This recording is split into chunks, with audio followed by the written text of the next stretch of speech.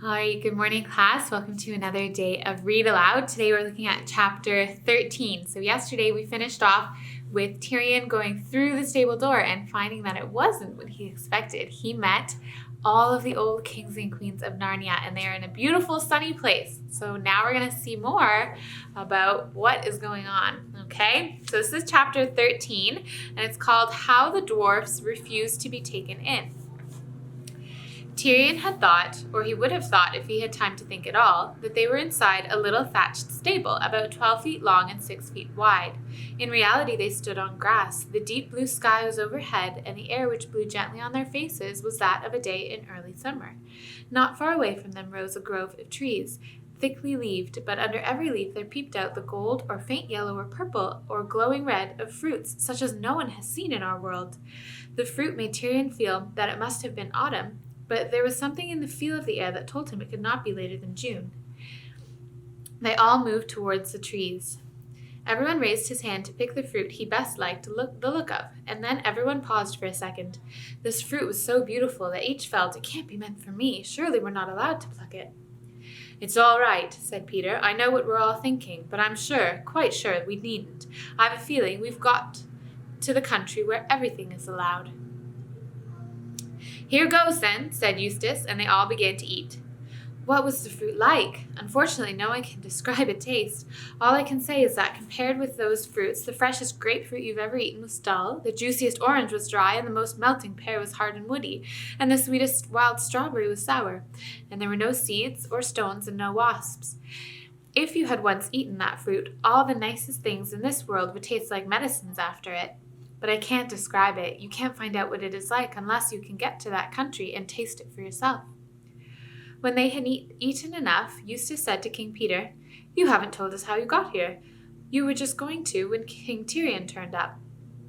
"There's not much to tell," said Peter. "Edmund and I were standing on the platform, and we saw your train coming in. I remember thinking that it was taking the bend far too fast, and I remember thinking how funny it was that our people were probably in the same train, though Lucy didn't know about it." "Your people, High King," said Tyrion.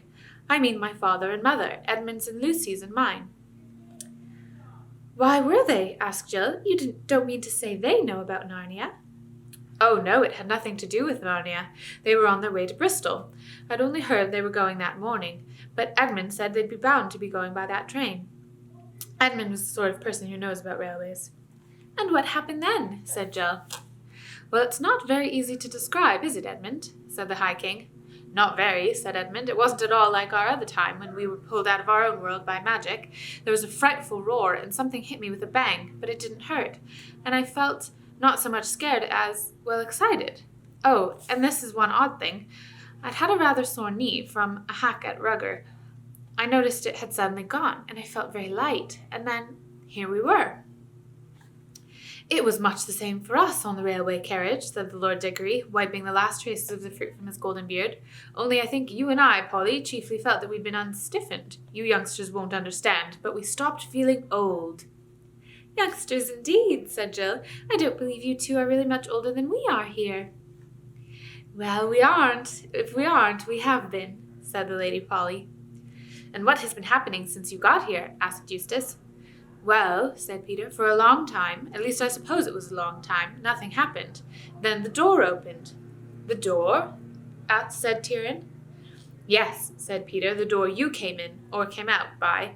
Have you forgotten?" "But where is it?" "Look," said Peter, and pointed. Tyrion looked and saw the oddest and most ridiculous thing you can imagine. Only a few yards away, clear to be seen in the sunlight, there stood up a rough wooden door, and around it the framework of the doorway. Nothing else, no walls, no roof. He walked towards it, bewildered, and the others followed, watching to see what he would do. He walked around to the other side of the door, but it looked just the same from the other side. He was still in the open air on a summer morning. The door was simply standing up by itself, as if it had grown there like a tree. "Fair sir," said Tyrion to the High King, "this is a great marvel." "It is the door you came through with that Calorman 5 minutes ago," said Peter, smiling. "But why did I not come in out of the wood into the stable, whereas this seems to be a door leading from nowhere to nowhere?" It looks like that if you walk around it," said Peter, "but put your eye to the place where there is a crack between two of the planks and look through."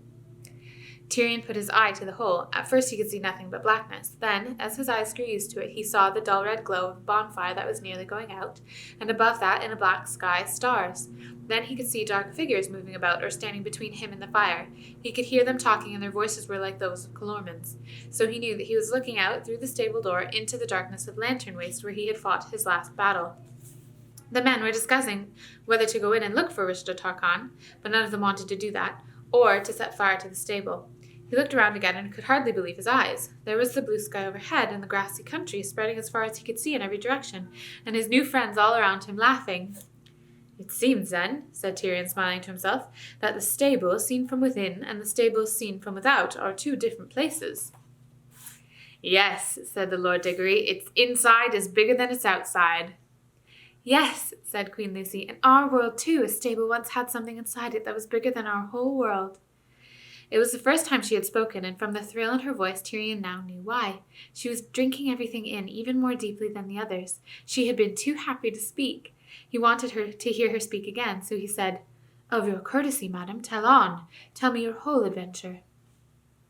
"After the shock and the noise," said Lucy, "we found ourselves here, and we wondered at the door as you did. Then the door opened for the first time. We saw darkness through the doorway when it did, and there came through a big man with a naked sword. We saw by his arms that he was a Calormen. He took his stand beside the door with his sword raised, resting on his shoulder, ready to cut down anyone who came through. We went to him and spoke to him, but we thought he could neither hear nor see us. And he never looked around on the sky and the sunlight and the grass. I think he couldn't see them either. So then we waited a long time. Then we heard the bolt being drawn on the other side of the door, but the man didn't get ready to strike with his sword till he could see who was coming in. So we supposed he had been told to strike some and spare others. But at that very moment, when the door opened, all of a sudden Tash was there, on this side of the door. None of us saw where he came from. And through the door there came a big cat. It gave one look at Tash and ran for its life, just in time, for he pounced at it, and the door hit its beak as it was shut. The man could see Tash. He turned very pale and bowed down before the monster, but it vanished away. Then we waited a long time again. At last the door opened for the third time, and there came a young Calormen. I liked him. The sentinel at the door started and looked very surprised when he saw him. I think he'd been expecting someone quite different. "I see it all now," said Eustace. He had the bad habit of interrupting stories. "The cat was to go in first, and the sentry had orders to do him no harm. Then the cat was to come out and say he'd seen their beastly Tashlan, and pretend to be frightened so as to scare the other animals. But what Shift never guessed was that the real Tash would turn up, so Ginger came out really frightened. And after that, Shift would send in anyone he wanted to get rid of, and the sentry would kill him, and—" "Friend," said Tyrion softly, "you hinder the lady in her tale." "Well," said Lucy, "the sentry was surprised. That gave the other man just time to get on guard. They had a fight. He killed the sentry and flung him outside the door. Then he came walking slowly forward to where we were. He could see us and everything else. We tried to talk to him, but he was rather like a man in a trance. He kept on saying, 'Tash, Tash, where is Tash? I go to Tash.' So we gave it up and he went away somewhere over there. I liked him. And after that, ugh." Lucy made a face. "After that," said Edmund, "someone flung a monkey through the door, and Tash was there again. My sister is so tender-hearted, she doesn't like to tell you that Tash made one peck and the monkey was gone." "Serve him right," said Eustace. "All the same, I hope he'll disagree with Tash too."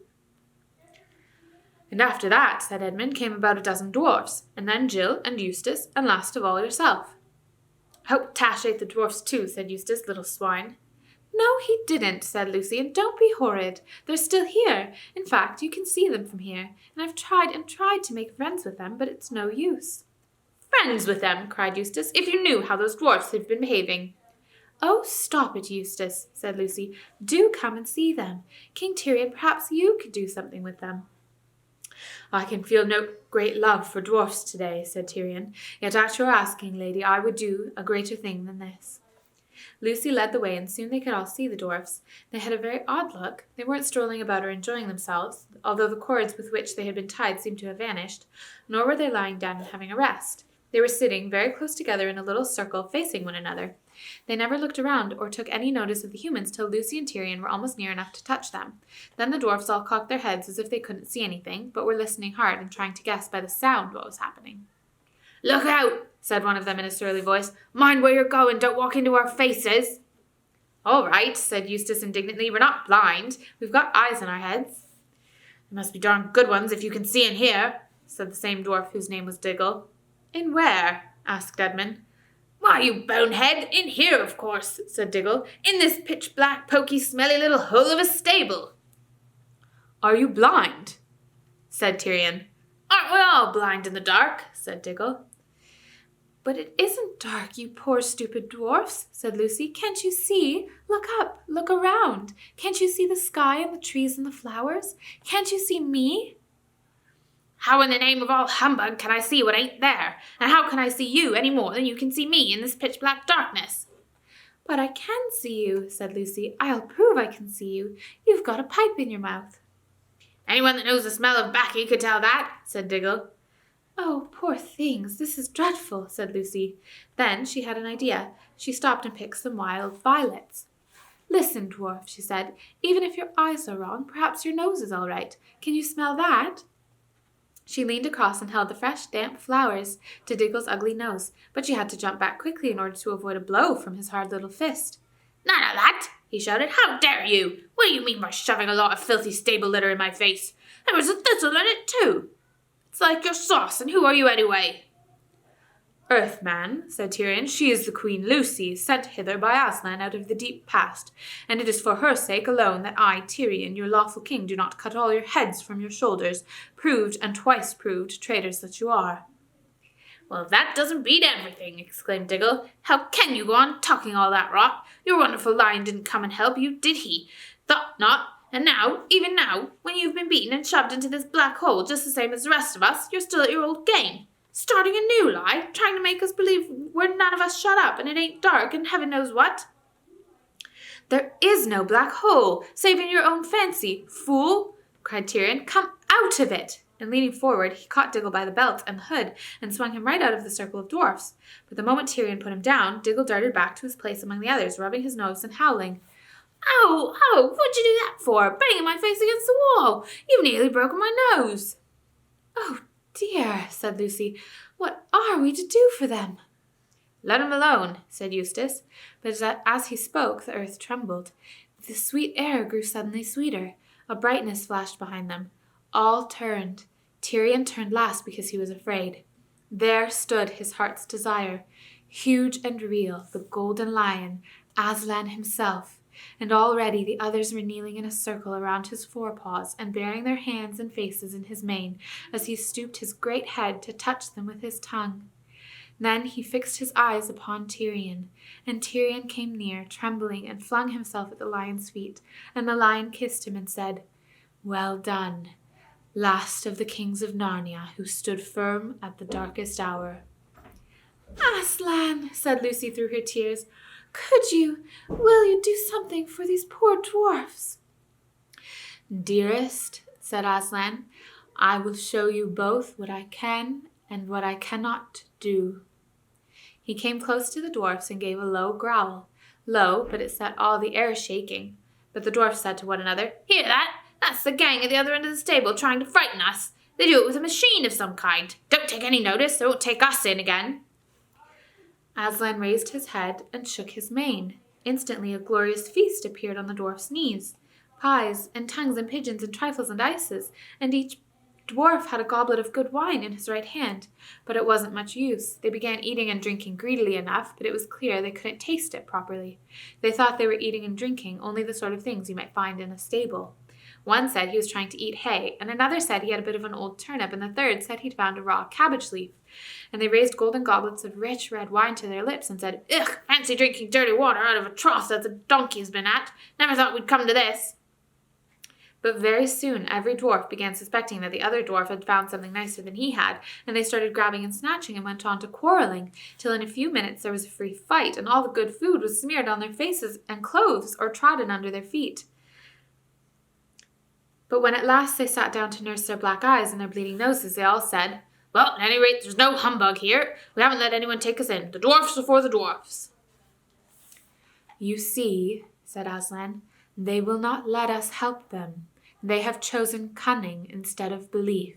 Their prison is only their own minds, yet they are in that prison, and so afraid of being taken in that they cannot be taken out. But come, children, I have other work to do." He went to the door, and they all followed him. He raised his head and roared, "Now it is time!" Then louder, "Time!" Then so loud it could have shaken the stars, "Time!" The door flew open. And that is today's chapter.